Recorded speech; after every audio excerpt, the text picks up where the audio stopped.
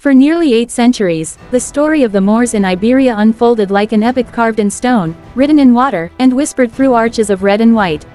It began in the year 711.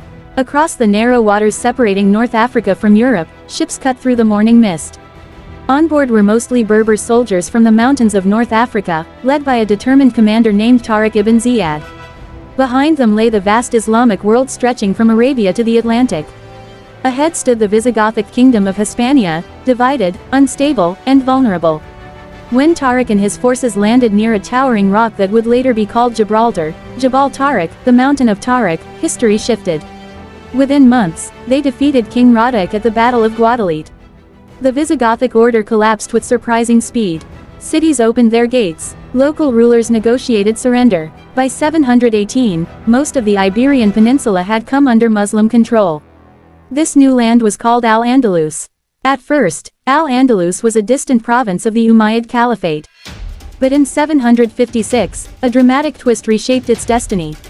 A young Umayyad prince, Abd al-Rahman I, fleeing a revolution that had destroyed his dynasty in the east, crossed into Iberia.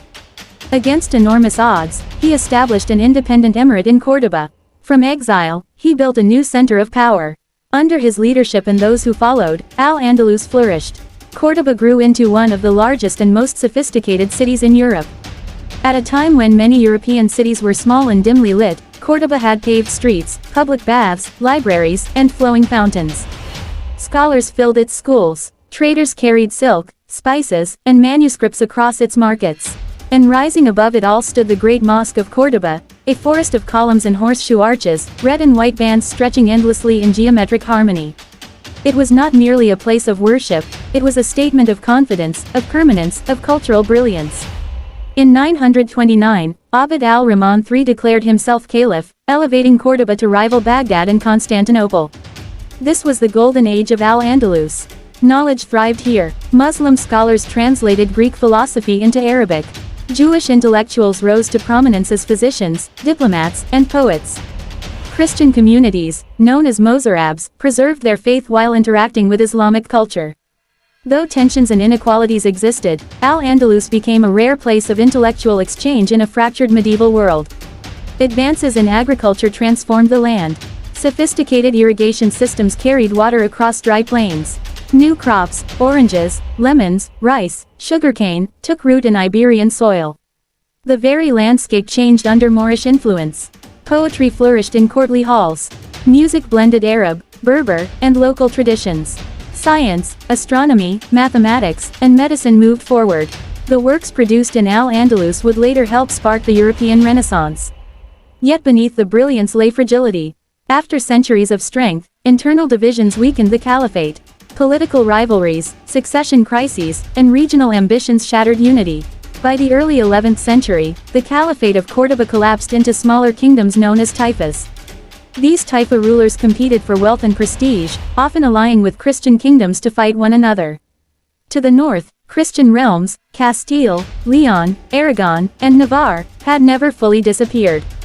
They had endured in mountainous strongholds, gradually growing stronger. What began as scattered resistance evolved into a long campaign later known as the Reconquista, the Christian reconquest of Iberian lands. For generations, borders shifted back and forth. Cities changed hands. Alliances formed and dissolved. Muslim rulers sometimes paid tribute to Christian kings. North African dynasties, the Almoravids and later the Almohads, crossed into Iberia to restore unity and defend Islamic territories. For a time, they slowed the Christian advance. But in 1212, at the Battle of Las Navas de Tolosa, a coalition of Christian forces dealt a decisive blow to Almohad power. The defeat marked a turning point. One by one, major cities fell: Toledo, Córdoba, Seville. The once vast territory of Al-Andalus shrank dramatically. By the mid-13th century, only one Muslim kingdom remained: Granada. Nestled beneath the Sierra Nevada mountains, the Emirate of Granada endured through diplomacy and strategic tribute payments. It was smaller than the former caliphate, but culturally vibrant. Within its walls rose the Alhambra, a palace fortress of breathtaking beauty. Its courtyards shimmered with reflecting pools. Calligraphy flowed across its walls like poetry in stone. Water, light, and geometry combined in delicate balance. Granada became the last flicker of a once brilliant civilization in Iberia. Meanwhile, Christian Spain was unifying. The marriage of Ferdinand of Aragon and Isabella of Castile in the late 15th century created a powerful alliance. With their kingdoms combined, they turned their full attention to Granada. The final war lasted 10 years. In January 1492, after months of siege and negotiation, the last Nasrid ruler, Muhammad XII, known in Spanish as Boabdil, surrendered the keys of Granada. According to legend, as he rode away from the city, he paused to look back one last time. His mother is said to have told him, "Weep like a woman for what you could not defend as a man." With that surrender, nearly 8 centuries of Muslim political rule in Iberia came to an end. But endings in history are rarely absolute. The legacy of the Moors remained etched into Spain itself.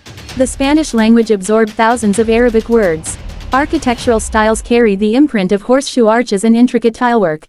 Agricultural practices endured. Scientific knowledge passed into European universities. The memory of Al-Andalus became both legend and lesson, a story of conquest and coexistence, brilliance and division, tolerance and tension. It was a civilization born from movement across water, shaped by cultural fusion, and ultimately undone by internal fractures and external pressure. The Moors did not simply conquer Spain. They transformed it. They connected Iberia to a wider Mediterranean and Islamic world. They built cities that dazzled travelers. They preserved and expanded knowledge that would echo across continents. From the Rock of Gibraltar to the halls of the Alhambra, their presence reshaped the peninsula's destiny. And though the banners changed in 1492, the stones still speak. They speak in arches that frame the sky, in gardens where water flows gently through carved channels, in words still spoken centuries later. The story of the Moors in Spain is not merely a tale of rulers and battles. It is a story of cultural encounter, of what happens when worlds meet, clash, blend, and create something new. For nearly 800 years, Al-Andalus stood at the crossroads of civilizations. And its echoes have never truly faded. If you love stories like this, be sure to like, subscribe, follow Medyong Studios, and turn on the notifications so you get updated when we post new videos.